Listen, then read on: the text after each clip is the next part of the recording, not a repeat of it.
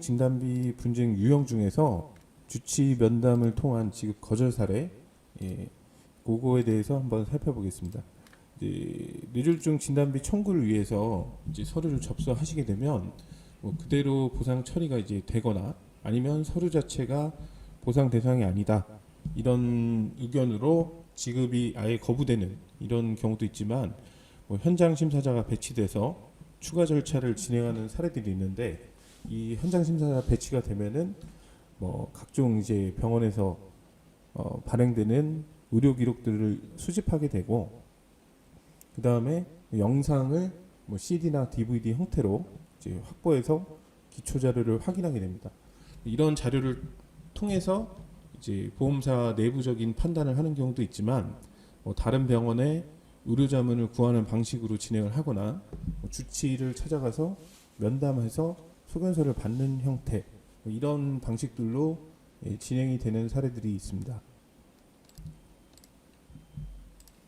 뭐 의료자문이나 이런 것들은 이제 뭐 환자 측에서 거부하는 사례도 많이 있기 때문에 뭐 이런 주치 뭐 그런 방식을 거부한다고 해서 돈이 바로 나오는 게 아니고 뭐 다른 방법들을 또 이제 이용해서 진단비 처리를 해야 되는지 이런 내용을 이제 보험사도 확인을 하게 되는데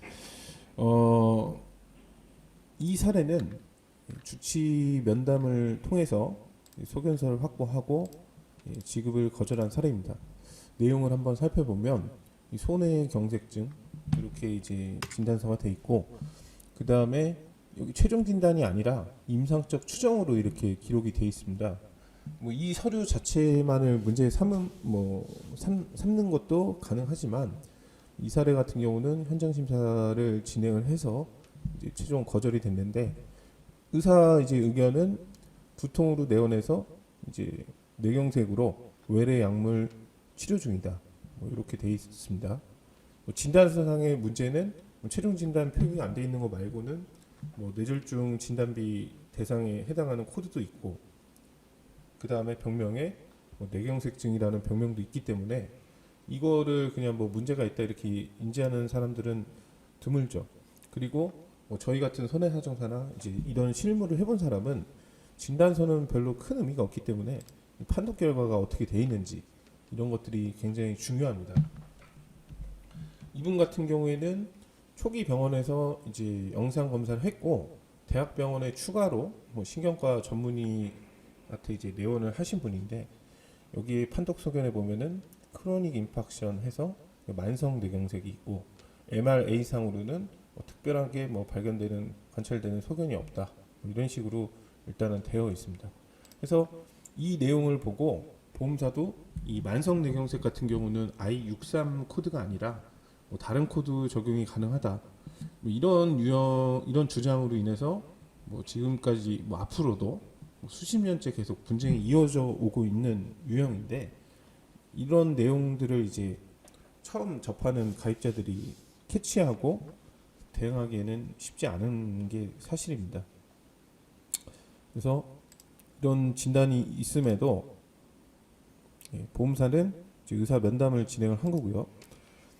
여기에 이제 보험사에서 확보한 이제 주치 소견서고 아까 그 진단서를 써주신 그 의사 선생님 직접 찾아가서 이제 받게 됐는데 여기에는 또 최종 진단으로 이렇게 표기가 돼 있죠. 근데 1번 질문 이 초진 내원 당시 신경학적 증상이 있었는지 여부 이거에 관해서 이제 묻는 이유가 다 있습니다. 이걸 묻는 이유는 약관에서 그 뇌졸중 진단비 진단 확정 기준을 보면 그 병력과 뭐 신경학적 증상과 함께 진단되어야 한다. 뭐 이런 식으로 이제 내용이 되어 있는데 여기 이제 없음으로 되어 있다는 거는 가입자한테 당연히 좀 불리한 거고 그다음에 그 뇌경색이라는 그 자체가 이제 뭐 혈관이 완전히 막혀서 이제 뇌 조직이 죽는 그런 상태를 말하는데 뭐 관류저하나 뭐 이런 이상 소견이 없다 이렇게 되어 있습니다. 그리고 여기 질문이 총 6가지가 있었는데 중간 거는 좀 저희가 스킵을 했고요.